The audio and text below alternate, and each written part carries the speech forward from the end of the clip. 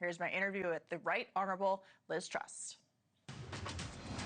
Thank you very much for being here. It's great to see you.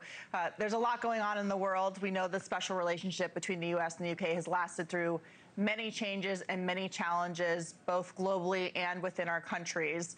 But amid efforts to take out the Iranian threat, it seems that Prime Minister Keir Starmer, British Prime Minister, has created a pretty significant rift with the U.S. What do you think about the actions he's taken during this period of time, and why is he being so antagonistic? Well, the fundamental issue Keir Starmer has is he is dithering over the strikes on Iran because he is trying to appease some of the sentiment in parts of the Muslim community in Britain. And he's been losing by-elections to the Green Party, who are even more Islamist in their approach. And he has been trying to play both sides, essentially. And what has happened is he's ended up in a position where Britain has not been acting with its most important ally. And we've also not been taking proactive action to deal with the Iranian regime. That isn't just a threat to America, it's a massive threat to Britain and Western Europe. So he is basically abrogating his national interest in favor of appeasing a particular group of voters, and I think that is appalling.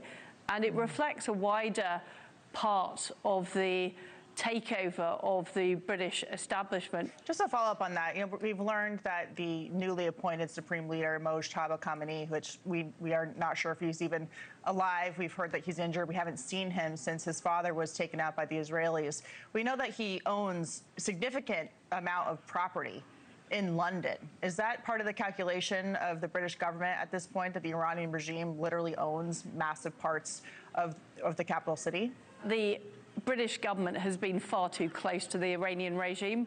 We saw civil servants from the Foreign Office attending events at the Iranian embassy, celebratory events, essentially. We've seen the attitude taken by officials in our government, being pro or certainly not anti-Iran, not being willing to prescribe the IRGC, pushing very hard when President Biden was in power for a nuclear deal rather than putting on sanctions. It's more that the system itself has been infected with this particular worldview. It's an anti-Israel worldview. It's not pro-West worldview, and it is extremely concerning and worrying. I want to say, though, to the audience that this is not any way a reflection of what the average British person thinks. The average British person is pro-Israel, very concerned about the development of antisemitism, and also very pro the United States. So what we have is we have an elite in our country that does not reflect the position of the average British citizen. Switching gears a little bit, it's somewhat in the same vein of topic, but earlier this week there were a number of Hatzalah ambulances in the Golders Green neighborhood of London torched in an anti-Semitic arson attack. An IRGC group, proxy group, claimed credit for it. A local councillor called it not surprising. We're seeing these escalating attacks in the UK. We're also seeing them in the United States and all over Europe. One of the top signs of decaying societies is giving into this type of anti-Semitism. What is the response coming from current leadership, and is it adequate enough in the UK? Well, all that is coming from Keir Starmer is words. But this is at the same time that he is appeasing extreme Islamists. So he's trying to introduce a definition of Islamophobia so people can't criticize what's happening in our country, whether that's things like Sharia councils, whether it's things like the grooming gangs. You wrote a book 2 years ago called 10 Years to Save the West. The clock is ticking on that. You warned about the corrosive effects of the global left. Setting aside the West as a whole, do you believe with the right leadership, the UK has a future and can be saved from the lack of leadership and bad partnerships, as you described, that have been made by the likes of Keir Starmer?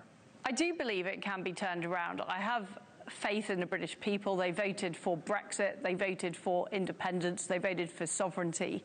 They don't want what is happening to our country. What we need, though, is we need the kind of conservative infrastructure that you have in the United States. That's why I'm here at the CPAC conference, to look at how were these networks and institutions built. Switching gears a little bit, you were the last prime minister to meet with Queen Elizabeth before she passed away. A lot has happened since then. We wanted to ask you about what she may think of what has happened with her son, Andrew, and the issues that they've had with stripping his titles, and the way that has worked out since she passed on. Well, we still miss the late Queen. She was a monumental figure in our country, and 70 years on the throne, so she is greatly missed by the British people. I think the decisions taken around Andrew are the right decisions, but ultimately, we are a constitutional monarchy that has served us well for many years, and that's the way I think we should continue. And the thing about the Queen, and in my last meeting with her, even though she was very ill, she still wanted to stand up and greet me properly and do her duty. But she would always do what her duty was to the country. That was her priority, and I'm sure if she was still around now, that's exactly what she would do now. What is your view of King Charles' upcoming trip to the United States to meet with President Trump? Well, I think it's very good that he's visiting the United States of America. Obviously, 250 years since independence. On one hand, we're sad because that was the moment at which you guys decided to leave us. But on the other hand, it has been a huge success as a country. And I think it's only right that our monarch visits at this really important time for the U.S. Yeah, as a daughter of the American Revolution, I think we've been through some things, but we can also get over them. Finally, can't let you leave without asking about this. Prince Harry and Meghan Markle are reportedly having financial issues in Los Angeles. There's been talk about them going back to the UK, but is there a path for them, given everything that has happened with the statements that they have made about the royal family, the dysfunction, to get back not just to England, but into the royal family?